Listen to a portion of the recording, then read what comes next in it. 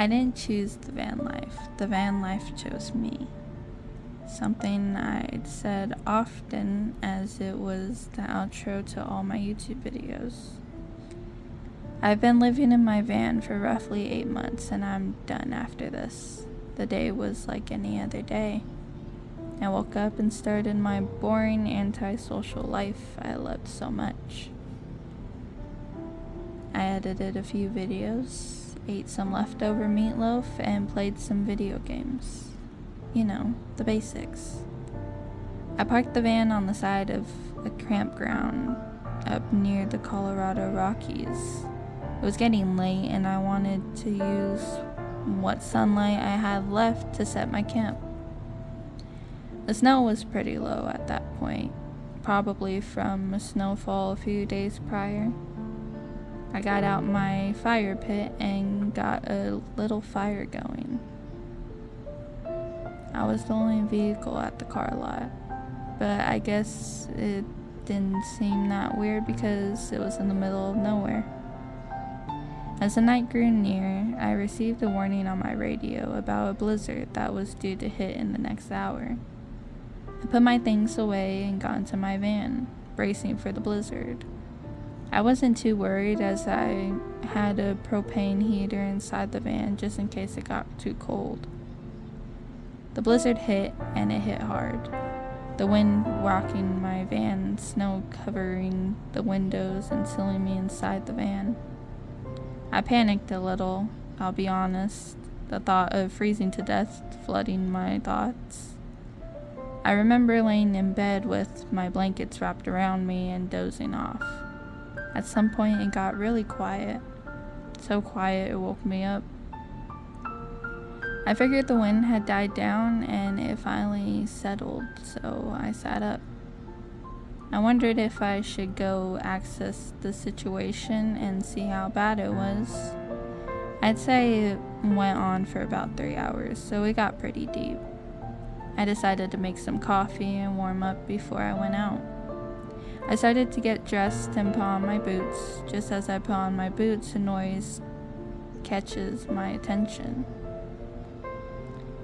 What sounds like something trotting through deep snow is making its way towards my van. Heavy footsteps approach from what I figure was about 30 yards out. I don't move a muscle. Even my breath slowed down to basically nothing. My body was riddled with goosebumps as fear pulsed through me. My thought was moose, but then there's also bears out here.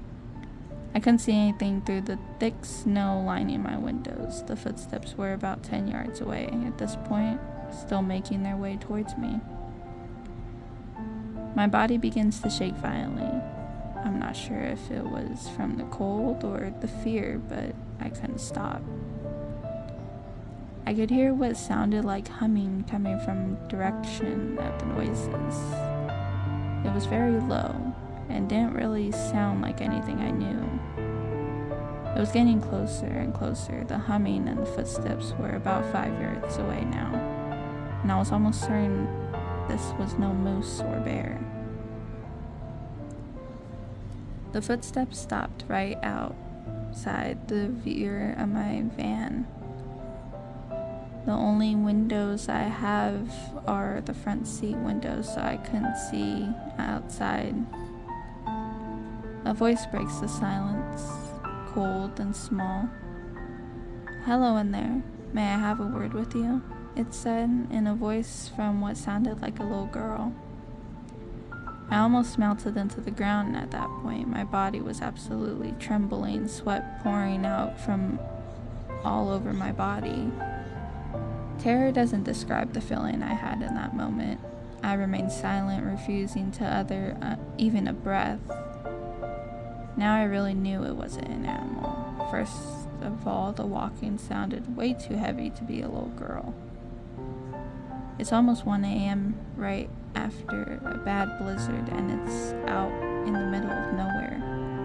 No weapon or anything really to defend myself with. I felt absolute helplessness. "Don't be afraid. I'm not going to hurt you. I just need help," it said. Please don't ignore me. It's very rude, it said in a slightly deeper tone. What? I spit out, not being able to talk from the terror I was in. Is there a problem? It asked. I slowly picked my head up and looked at the back of the van. I gulped a deep breath and forced out what little I could say. What's the problem? I said through chattering teeth. No, not a problem. I just wanted to ask you if you had a tooth for me, it said. A tooth? I thought to myself. You need a tooth? I asked the voice. Yes, just a tooth, it asked happily.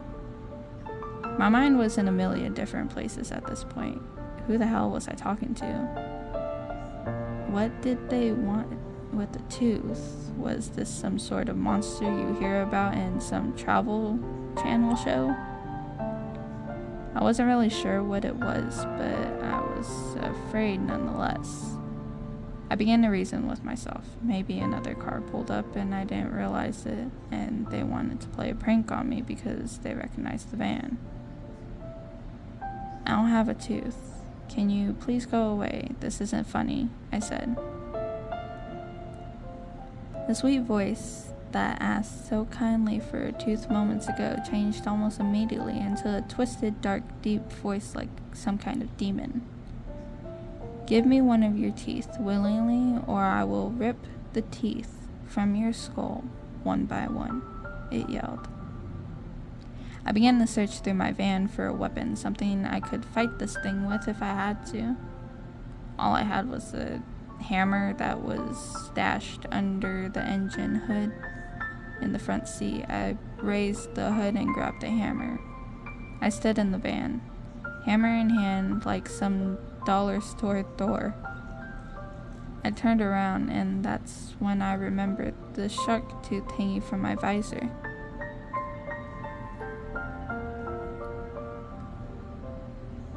I ripped the tooth from the visor and went to the back of the van. I have a tooth for you, I said, body still shaking uncontrollably from the adrenaline.